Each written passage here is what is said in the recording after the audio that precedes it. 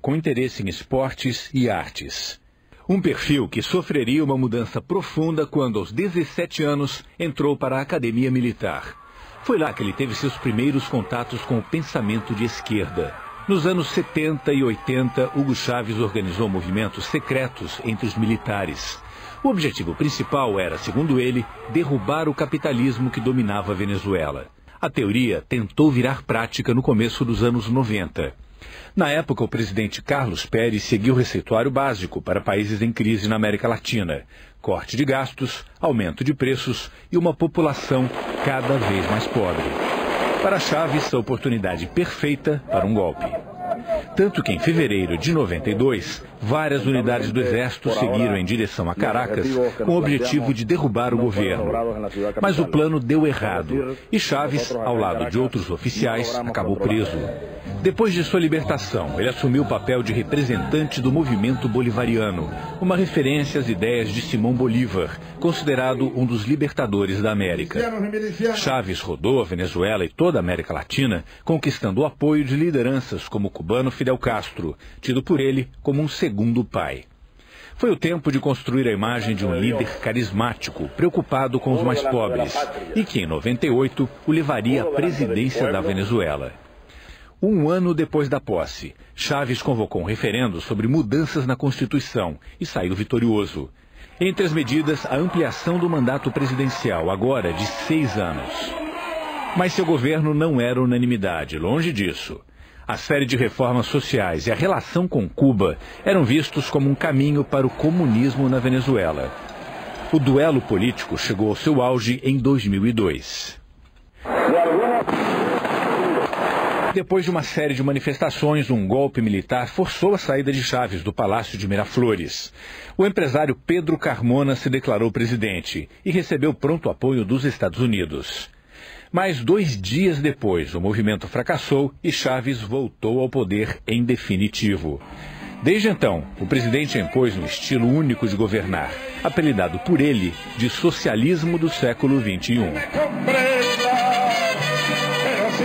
A ênfase nos programas sociais e numa agenda internacional independente lhe renderam muitos apoios e muitos inimigos.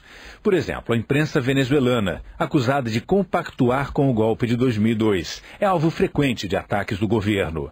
Algumas televisões críticas ao presidente, como a Globovision, acabaram fora do ar.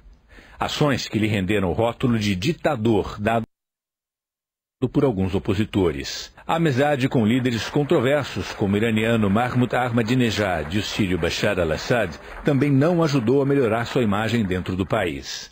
Do lado econômico, Chávez é criticado por cometer erros grosseiros nas finanças da Venezuela, um grande produtor de petróleo. A inflação supera os 2 dígitos. E a falta de produtos básicos nos mercados é algo com que a população aprendeu a conviver. Mas nada que ele não fizesse questão de desmentir em seus longos discursos ou em seu inevitável programa de rádio e TV, o Alô Presidente. Errores fundamentais. Nos fóruns internacionais, a verborragia de Chávez também era famosa. Na ONU, ao se referir ao então presidente americano George W. Bush, disse que sentia um leve cheiro de enxofre no ar. Já não huele a azufre aqui. Mira, já não huele a azufre. Só que em 2007, tantas palavras e críticas serviram para um dos maiores vexames de sua vida pública. Durante a cúpula ibero-americana em Santiago, o rei Juan Carlos da Espanha lhe chamou a atenção na frente de todos os outros chefes de Estado. Por que não te callas? Um episódio que virou um hit global e acabou até em camisetas e toques de telefone. Em 2011, porém, Chávez enfrentaria aquele que seria seu maior adversário. Em julho, ele viajou a Cuba para a retirada de um tumor, em um tratamento cercado de mistério. Daí em diante foram várias sessões de quimioterapia e um discurso marcado pelo otimismo. Ele mesmo chegou a se declarar curado do câncer. Mas em fevereiro de 2012, Chávez confirmou que voltaria a Cuba para remover um novo tumor, possivelmente maligno. A doença não parou a campanha eleitoral e no dia 7 de outubro foi reeleito pela 3ª vez. Chávez derrotou o rival Henrique Capriles com quase 55% dos votos na eleição mais difícil depois de 14 anos no poder.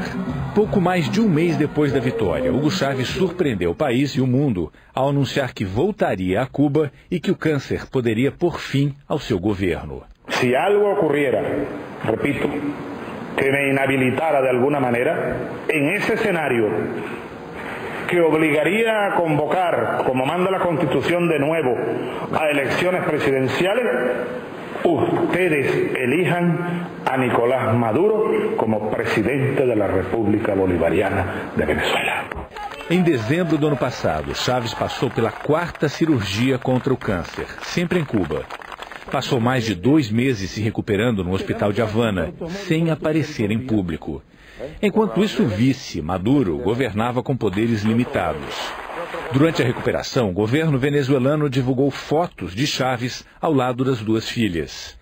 Em fevereiro deste ano, o presidente anunciou pela internet o retorno à Venezuela. Nas ruas de Caracas, os chavistas mostravam que, apesar de tantas críticas ao líder, a Revolução Bolivariana deixou sua marca.